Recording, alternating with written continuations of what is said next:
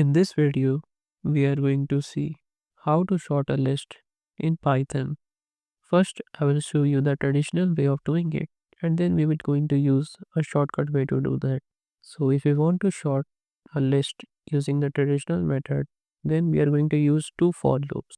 First loop is going to run from 0 to the length of this list, and the second loop will run from I plus 1 to the length of this list. And then we are going to use a if condition where we are going to see list of I is greater than equal to list of j, and if that happens, then we are going to solve those positions.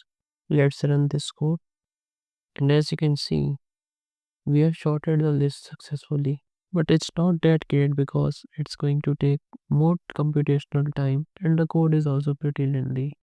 Now let me show you an easier way to do this. All you have to do is you can just write test name and you can just use the sort function, and that's it. Now the list will automatically get sorted, and as you can see, our list is sorted.